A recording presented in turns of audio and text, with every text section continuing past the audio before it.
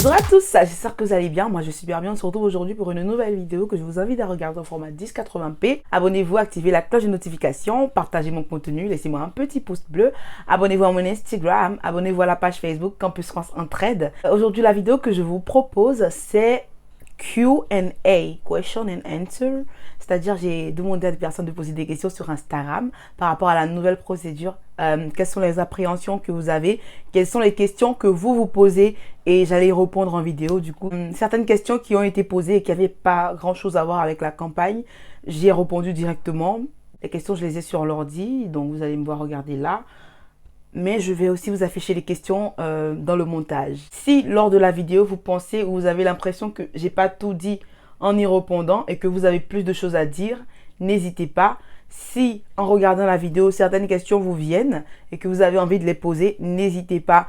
Je vais essayer d'y répondre et je sais qu'il y a des gens aussi qui sont dans les commentaires et qui en savent quelque chose, qui vont aussi vous répondre. Donc, salut Ariane, j'aimerais faire ma demande d'études dans 3 pays, Belgique, France et la Suisse. Genre la personne n'a pas terminé la question, mais je pense que la personne aimerait savoir si c'est une bonne idée. Bien sûr que c'est une bonne idée. Tu sais, dans la vie, il faut avoir un projet d'études et un projet pro. Si ton projet est constitué comme si, j'ai rien à dire, j'ai seulement à te dire bon courage. Alors, prochaine question, c'est Elitech, est-ce une bonne école? Je ne connais pas Elitech, je te conseille de faire des recherches sur internet par rapport à ça. De ce que je sais, c'est que quand tu fais une recherche d'école sur internet, on te met tout ce qu'il y a comme certification, on te met tout ce qu'il y a comme information à savoir sur l'école. Et bien sûr, si l'école est reconnue, tu auras ça de marqué, tu auras des avis de certaines personnes qui ont étudié là-bas. Prochaine question, c'est est-ce possible de directement rentrer en M2 en France ou il faut revenir en M1? J'imagine que la personne qui me pose cette question a fait le Master 1 et passe en Master 2 ou bien est déjà en Master 2. Il est possible de venir en France et de faire le Master 2, mais ça dépend vraiment des universités et d'où tu viens. Je sais qu'il y a une amie à moi qui est arrivée cette année, qui était en L3 au Maroc et qui est venue ici en L3. Parce que sûrement, la formation qu'elle faisait au Maroc est très équivalente à ce qu'elle va trouver ici. Mais dans certains pays, le poids de l'enseignement n'est pas le même que celui en France. Du coup, quand vous arrivez en France, on est obligé de vous faire rétrograder. Du coup, cette recherche doit être faite par vous-même. Quand vous allez sur le site de l'université que vous voulez, vous allez dans formation. Vous allez voir marqué par exemple LEA. Vous allez voir qu'est-ce qu'il faut avoir pour accéder à cette formation. Quels sont les prérequis. Si on vous dit par exemple avoir validé la licence 2 pour aller en licence 3, si on dit par exemple tu veux aller faire une L3 en éco-gestion, on va marquer que les prérequis à avoir, c'est d'avoir validé la licence 2. À toi d'aller voir la licence 2 dans cette université, ce qu'ils proposent comme module.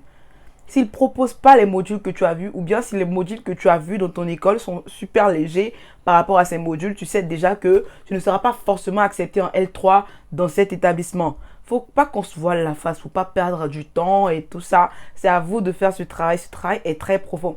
Je vais faire une vidéo dessus où je vais bien l'expliquer, mais c'est ce qui est bien de faire parce que cette année, quand je vérifiais et tout, les matières qu'on allait avoir dans ma formation, je me suis rendu compte qu'effectivement, c'est ce qu'il fallait faire et tout. Donc, n'hésitez pas. Et puis, les universités ne cachent pas cela. Même moi, je dois postuler pour un master dans certaines universités. Quand j'y vais, je marque formation et on me dit ce que je dois avoir. Si je dois passer le TOEFL, si je dois avoir 300 points, si je dois passer le score, si je dois avoir 400 points, les gars, ils te le disent. Tu sais que tu dois étudier et atteindre ce score. Ou bien, tu dois étudier et avoir tel point au TOEFL. Donc, ne vous jetez pas sans savoir ce que vous faites. Ensuite, les universités publiques en France coûtent combien? Après l'inscription, il y a d'autres frais. En ce moment, la plupart des universités publiques en France coûtent 170 € pour la licence, 243 pour le master, il me semble, et 300 ou bien 240 € aussi pour le doctorat. Je ne suis pas sûre, c'est à vérifier. Ou bien je vais vous le marquer ici en parlant. Voilà. Mais il peut arriver qu'il y ait la hausse des frais. Parce que ça a déjà été dit, apparemment signé. Il y a une loi aussi qui permet d'exonérer et c'est ce de quoi nous profitons ou bien nous bénéficions en ce moment. C'est pour ça que je peux vous dire que j'ai payé 170 € pour l'inscription. Mais il y a d'autres frais tels que la CEVEC et puis bien sûr des fournitures scolaires. Ensuite, est-ce qu'il y aura des exonérations partielles de la part des universités? pour l'année prochaine, je ne peux vous le dire parce que je ne le sais pas. On ne sait pas comment la situation va évoluer. J'imagine que là, il y avait Covid et tout, donc ils ont peut-être encore forcé pour avoir l'exonération parce que l'économie mondiale a été touchée. Mais je ne sais pas ce qui va en être de l'année prochaine. Prochaine question, c'est comment s'inscrire en ligne. Comment s'inscrire en ligne? Je ne sais pas si tu veux savoir comment s'inscrire en ligne aux universités ou bien comment s'inscrire en ligne à Campus France. Je vous ferai une vidéo, pour vous expliquer clairement comment s'inscrire en ligne pour Campus France. Il faut juste aller sur Pastel Diplomatie, s'ouvrir un compte et puis il y aura toutes les informations. Tout est marqué en français, donc c'est super facile d'accès. Je vais vous expliquer, vous allez voir que vous allez comprendre super facilement. Prochaine question, c'est comment maximiser ses chances pour réussir sa procédure Campus France. Question très pertinente. Comment maximiser ses chances? C'est savoir ce que vous faites. Le danger de ne pas savoir ce que vous faites, c'est à un certain moment, quand il arrive des refus ou bien quand il y a un refus au visa, vous ne savez plus quoi faire. Par exemple, si vous allez dans des agences pour vous faire suivre et que vous payez le maximum d'argent, c'est pour savoir ce qui se passe. Je ne sais pas comment vous l'expliquer en fait. Moi, je suis quelqu'un, j'aime savoir où je mets les pieds, j'aime savoir ce que je fais. Mais il y a des personnes qui vont donner de l'argent aux agences et ils s'en lavent les mains. Ils ne cherchent pas à savoir ce que c'est le truc en fait. Ça fait que c'est l'agence qui fait tout, l'agence vous prend de l'argent. Si l'agence est correcte, tant mieux. Si l'agence est, je sais pas comment vous le dire. Si l'agence est fiable, tant mieux. Mais si c'est pas le cas, des fois ils vont foutre n'importe quoi. Vous savez pas forcément. Ils vont peut-être vous dire le coût de certaines universités privées plus que la normale. Vous voyez, vous savez pas forcément. Mais c'est à savoir en fait. C'est vraiment savoir le minimum sur ce que vous faites. Savoir le minimum sur Campus France, sachant que des étudiants le font tout seuls et ont des acceptations, ont le visa. Donc, vous pouvez aussi savoir ce qu'il en est. Donc, pour moi, pour maximiser ses chances de réussir à Campus France, c'est savoir ce que c'est. C'est s'informer là-dessus, c'est lire là-dessus. En plus, il y a tout qui est mis à votre disposition. Prochaine question, c'est quand faut-il entamer les démarches et ce qu'il faut pour être sûr que ça marche? Merci. Entamer les démarches. C'est à partir du 1er novembre, bien sûr, ça va ouvrir, la campagne va ouvrir, vous allez pouvoir prendre rendez-vous pour prise d'informations parce que bien sûr, il y a des conseillers là-bas qui vont pouvoir vous donner les réponses à certaines questions que vous avez et n'hésitez vraiment pas à aller vers eux. Je me rappelle comment je postulais, j'étais tout le temps à l'Institut français, j'étais tout le temps au plateau à Abidjan, c'était au plateau à l'époque, mais il me semble que là, il y a d'autres sièges, on va dire, à confirmer dans les commentaires si vous le savez, mais c'est être là-bas, prendre les fiches d'inscription ou bien les fiches de renseignement parce qu'il y a tout qui est marqué, lire dessus, savoir ce que vous faites et tout. Dès maintenant, je pense qu'il y a possibilité de créer son compte Pastel Diplomatie. Mais quand vous allez arriver sur Campus France Côte d'Ivoire, on va vous dire que la procédure est terminée parce que la procédure de l'année scolaire qui commence là est terminée. La prochaine procédure va débuter le 1er novembre et ça sera pour l'année scolaire 2021-2022. Donc, question suivante. La procédure de réorientation, comment ça se passe? Si déjà au second semestre, tu peux ou forcément attendre l'année prochaine pour être à nouveau en première année de ce que tu auras voulu. Dans ma faculté, déjà au second semestre, tu peux demander à être transféré, à être réorienté. En L1, par exemple, en fac de droit, on a 3 choix. Droit, AES, éco-gestion. Donc, tu es techniquement en droit, AES, éco-gestion. Ça veut dire qu'au second semestre, si tu n'as pas aimé le droit, tu peux demander à être basculé en éco-gestion. Si tu n'as pas aimé éco-gestion, tu peux demander à être basculé en AES. Là, tu iras en AES avec peut-être ton semestre de droit validé. Là, tu l'as en poche parce que c'est un tronc commun. Ça, c'est à la fac de Pau, je ne sais pas pour les autres. Et voilà, du coup, je pense que dans toutes les facs, vous pouvez demander à être réorienté dès le second semestre. Il ne faut pas forcément attendre la fin de l'année et aller reprendre la L1. C'est une perte de temps. Prochaine question. Passer par Campus France ou Parcoursup? Campus France vous permet d'aller vers les universités connectées. C'est plus des universités publiques. Parcoursup, c'est vraiment plus pour les BTS, DUT et puis aussi pour le privé des fois. Donc, c'est pas toujours pareil. Hein. Si tu as les sous, si tu as la capacité de... Enfin, si toi, tu as une formation qui n'est pas forcément dispensée en université ou bien tu veux mettre plus d'argent dans ce que tu fais, tu peux aller vers Parcoursup. En plus, Parcoursup, ils ouvrent peu après Campus France, longtemps après Campus France en fait. Ils ouvrent longtemps après, donc ça vous donne le choix de vérifier, ça vous donne le choix de réfléchir. Si aussi vous avez postulé pour 3 universités, parce que Parcoursup aussi, des fois c'est pour les gens qui ont eu le bac et qui vont rentrer dans l'enseignement supérieur. Si vous avez eu 3 refus à Campus France par exemple, vous pouvez vous tourner vers Parcoursup. Voilà, parce que là-bas c'est souvent école privée, BTS, DUT.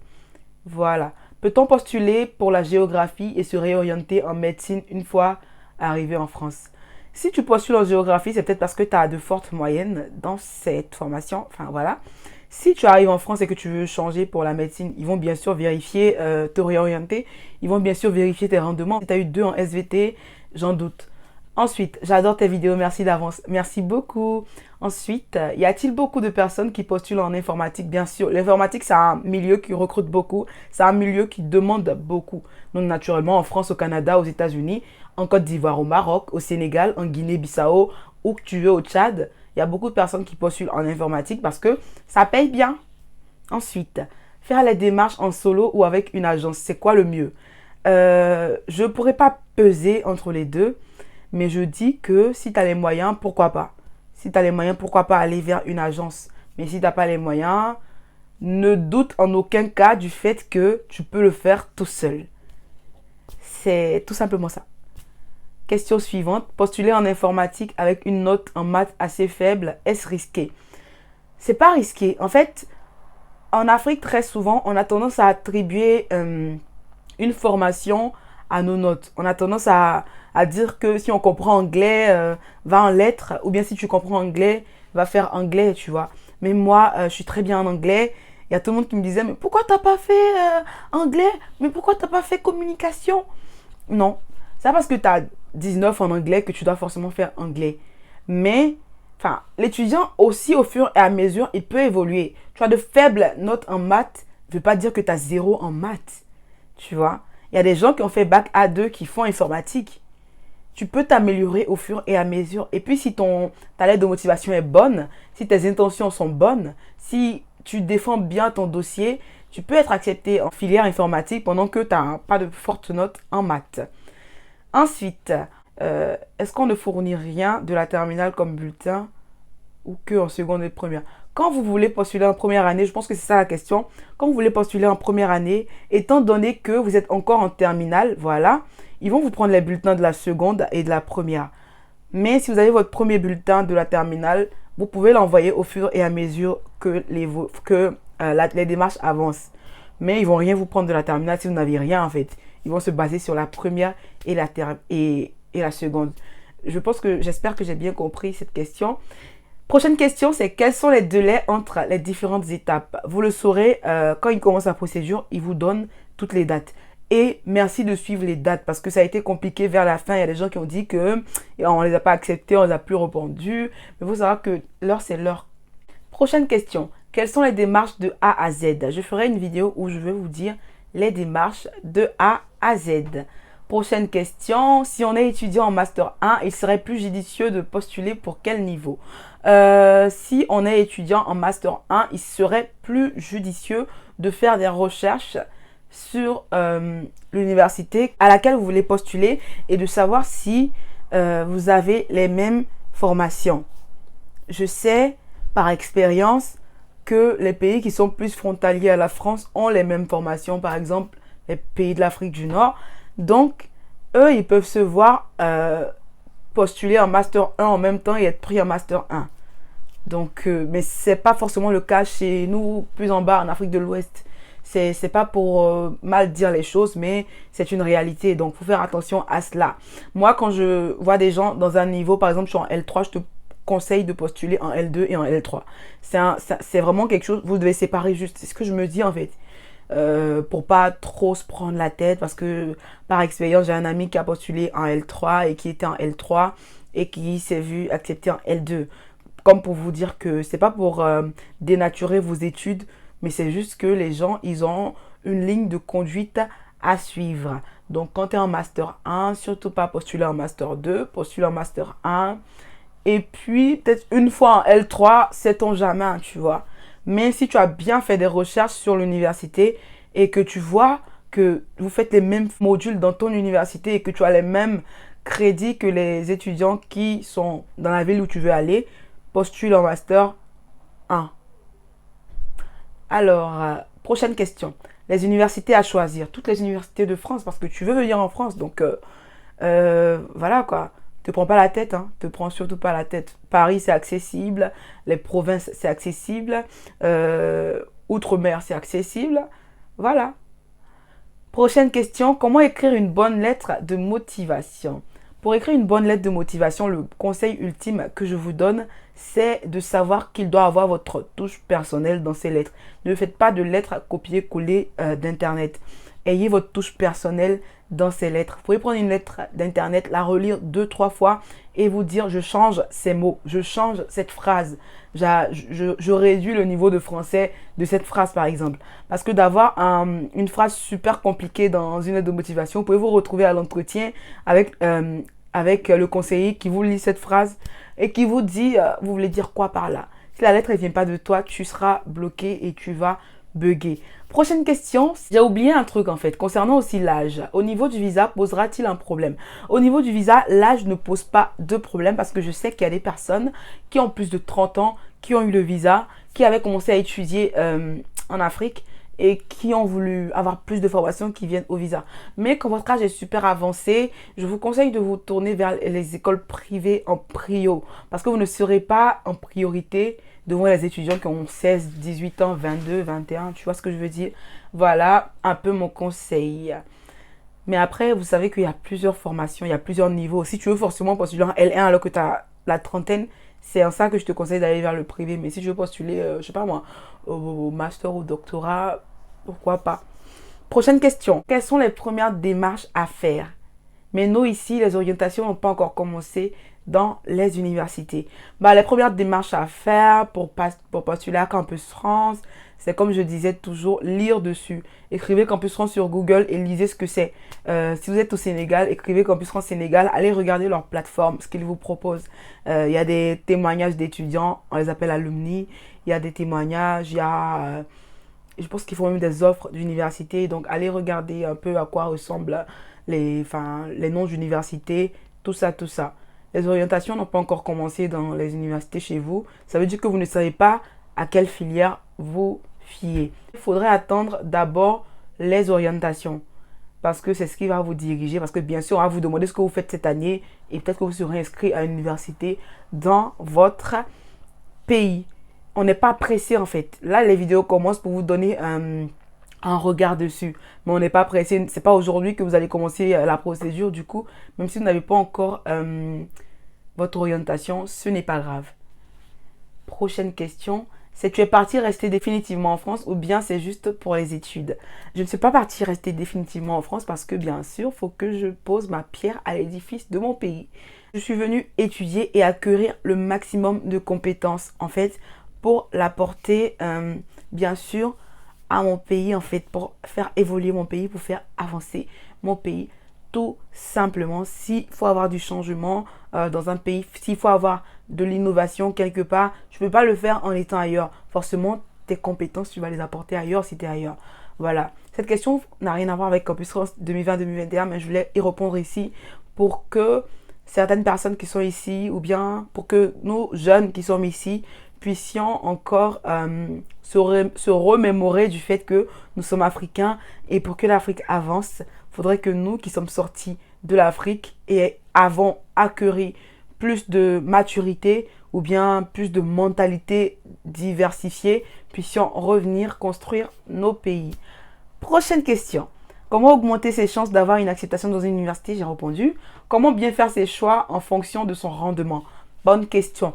D'abord, si tu es déjà à l'université dans ton pays, ça te donne un peu un coup de pouce parce qu'ils regardent tes notes avant de t'orienter. Donc, tu sais un peu vers quelle filière te fier. Mais si tu veux, en fonction de ton rendement, quand tu as plus d'amour pour une matière, parce que moi, je ne dirais pas forcément rendement en termes de ta 19 sur 20 en maths, parce qu'on sait ce que sont nos bacs maintenant. 80% des bacs ne sont pas, comment le dire, très doucement, très joliment. Parce que je sais, il y a les gens ici, ils prennent tout en mal. tous les bacs ne sont pas des bacs honnêtes, on va dire, comme ça, et avancés. Je parle en connaissance de cause. Je connais mon pays, je connais un peu ce qui se passe autour. Du coup, selon son rendement, selon les matières que tu aimes, tu peux choisir des filières. Mais selon les matières que tu aimes aussi, il faut bosser beaucoup pour qu'on puisse t'accepter si tu as de bonnes notes. Tu ne peux pas postuler en anglais pendant que tu as 7 en anglais, frère. On ne va pas t'accepter. On ne va pas le faire.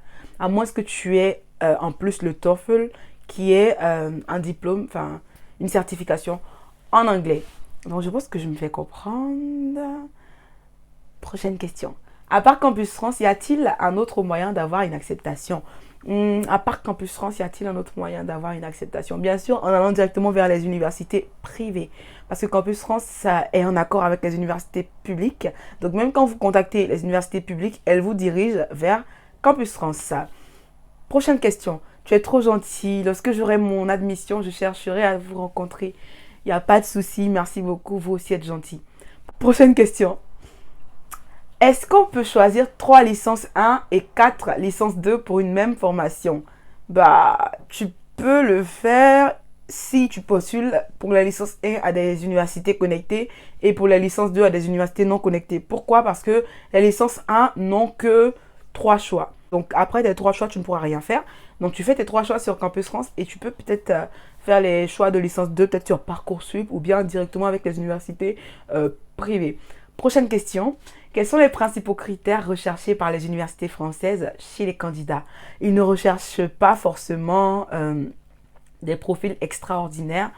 Ils recherchent des gens qui ont des rêves et qui veulent aller au bout de cela. Ils recherchent des élèves studieux et sérieux. Un élève studieux et sérieux, c'est peut-être un élève qui n'a pas de grosse moyenne, qui n'est pas tout le temps premier de classe. Parce que ma soeur, elle est arrivée ici avec son bac, avec une mention passable, tu vois. On ne vous demande pas une mention très bien pour venir en France. On vous demande la constance, on vous demande le sérieux. C'est-à-dire, si tu as eu 10 de moyenne, c'est pas parce que tu es bête, tu vois. Donc, ils vont regarder ton passé pour voir tu avais combien dans le passé. Si tu es constant comme étudiant, si tu es sérieux comme étudiant. Voilà. Parce que, bah, bien évidemment, c'est une moyenne pondérée des notes qui vous fait la moyenne de fin d'année. Donc, si vous avez 19 en maths et que vous avez 1 en anglais, ça vous fera 10 de moyenne. Et que vous postulez en maths, vous n'êtes pas un élève qui est bête en maths, mais... Enfin, vous n'êtes pas un élève qui n'est pas bon en maths. Peut-être un peu moins bon en anglais, mais vous êtes éligible. Je pense que j'ai parlé un peu beaucoup. J'espère que vous avez compris. Si ce n'est pas le cas, n'hésitez pas à reposer des questions. Je dois postuler pour la licence 2 ou la licence 3. J'ai un BTS en génie mécanique. Bah, quand vous avez un BTS, normalement, vous devez postuler pour la licence 3 si vous avez confirmé le BTS. Si vous avez validé votre BTS et tout, votre diplôme, tout ça. Mais à vérifier bien les prérequis de vos universités. Et puis, bien sûr, vérifiez aussi ce qu'ils vous proposent en L3. Vérifiez ce qu'ils vous proposent en L3 parce que certaines universités vont vous accepter en L3 en vous mettant à un niveau. En BTS, on n'a pas forcément tous les acquis. Mais dans ma formation cette année, ils ont accepté des BTS et des DUT en les mettant à niveau dans certaines matières telles que la macroéconomie et la microéconomie parce qu'eux, ils ne le voient pas forcément. Mais c'est parce qu'ils ont un certain niveau en informatique. Je ne sais pas si je me fais comprendre. Eux, ils ont un certain niveau que nous n'avons pas en informatique. Donc, ils ont quelque chose en plus que nous.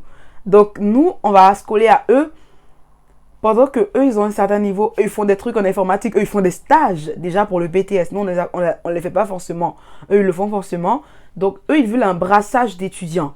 Du coup, si ils ont quelque chose de plus, on les met à niveau pour qu'on soit tous pareils et on les accepte en L3. Mais il faut vraiment vérifier en ce qui concerne votre filière. Prochaine question. Si je suis étudiant en informatique et que je veux aller en droit, or mes notes en littérature au bac sont bad. Ça dépend de quoi, de ce que veut dire bad. Parce qu'il y a bad et bad. Je pense que c'est la dernière question. J'espère que j'ai répondu à toutes vos questions et que vous allez pouvoir vous retrouver dans tout ça. Je pense que j'ai répondu à toutes les questions parce que j'y ai répondu sur Instagram pour ces questions-là qui n'avaient pas forcément quelque chose à voir avec la procédure. Et puis j'ai répondu aux autres par vidéo. Donc je pense que c'est ainsi que va prendre fin cette vidéo. J'espère qu'elle vous aura plu. Merci d'être resté jusqu'à la fin. On se dit à bientôt pour une nouvelle vidéo.